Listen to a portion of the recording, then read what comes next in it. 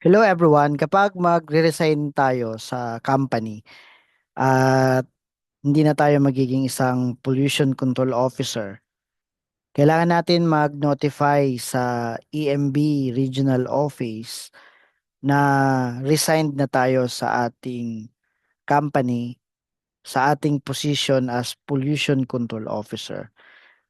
Technically, ang nagsasubmit ng notification or in writing, kailangan mag-notify ang company through the managing head to notify yung EMB Regional Office na resigned na o terminated na ang kanilang PCO at papalitan na ng bago. So, to update the database. Paano ba ang pattern natin sa resignation letter?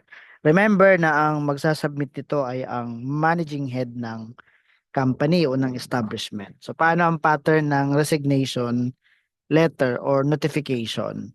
So, dito, as shown on the screen, meron tayong pattern. So, umpisa tayo sa date. For example, December 23, 2025. Then, name ng regional director of the concerned regional office of EMB. Halimbawa, Mr. Robert Angelo Metin. Siya ang Regional Director ng Environmental Management Bureau Region 4A. So kung kayo ay nasa ibang region, hanapin nyo, alamin nyo ang pangalan ng Regional Director ng inyong regional office concerned. Then address ng EMB Regional Office, in this case Region 4A, 4th floor, PITX, Tower 2, Barangay Tambo, Parañaque City. Then subject, resignation letter as Pollution Control Officer. Dear Director Metin, warm greetings. This is to inform your good office that, for example, Mr. Juan P. Cruz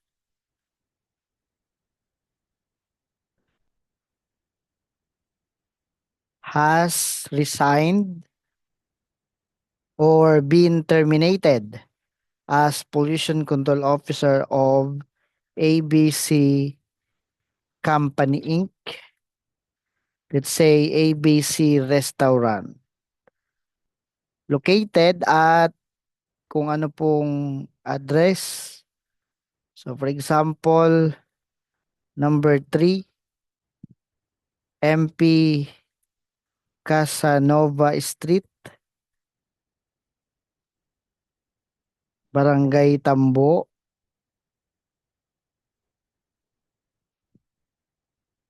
Lipa City, Batangas, effective on, so, halimbawa, December 20, 2025.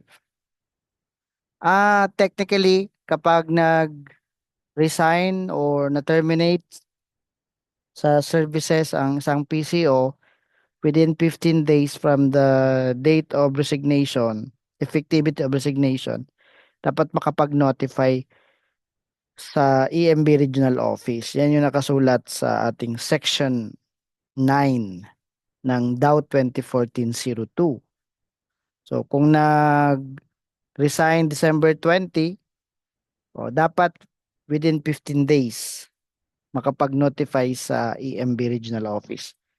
And then dito in connection with this, we would like to appoint or designate, halimbawa, Miss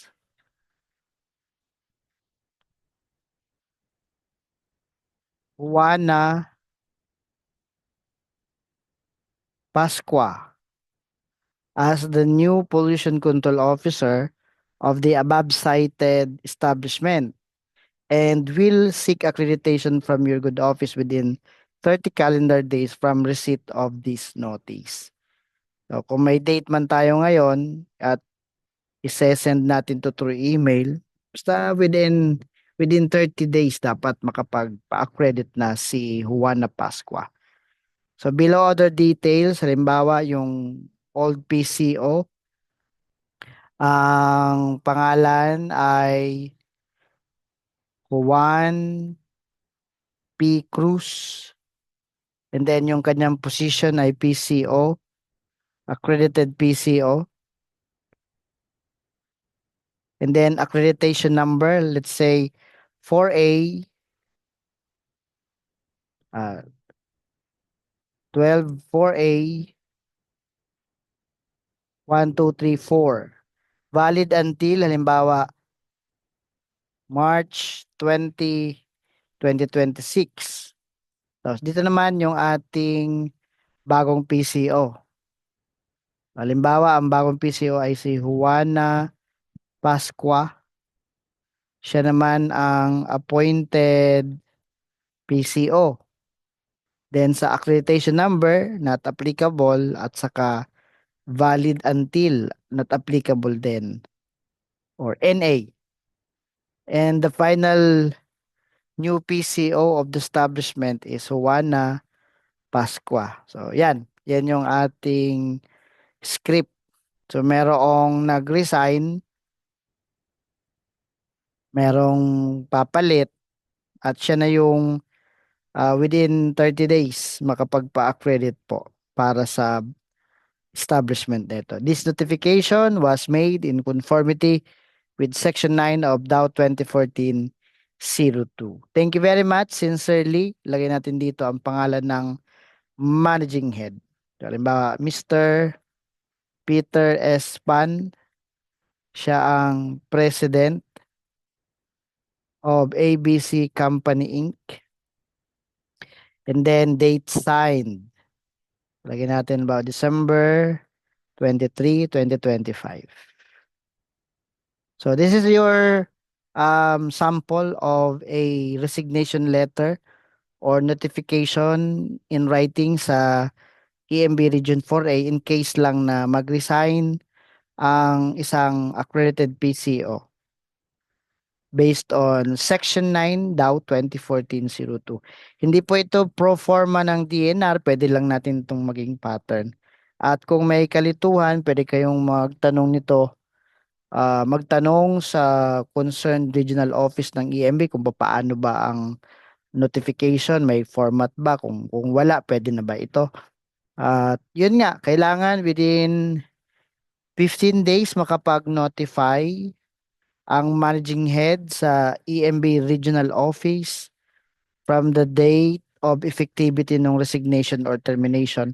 And within 30 days din from the date of resignation, kailangan makapag-secure ng accreditation yung bagong PCO. Isasubmit po ito sa record section ng EMB Regional Office. At kung through email, dapat makuha nyo yung acknowledgement nila kung sa record section ng EMB Regional Office. Kung personal nyo naman dadalhin doon, maganda dahil i-receive ng record section. At since naka-address naman yan sa Regional Director, ay i-route na lang yan ng record section sa Regional Director Office, and then kakascade na lang ng Office of the Regional Director sa concerned section or division. Ano po?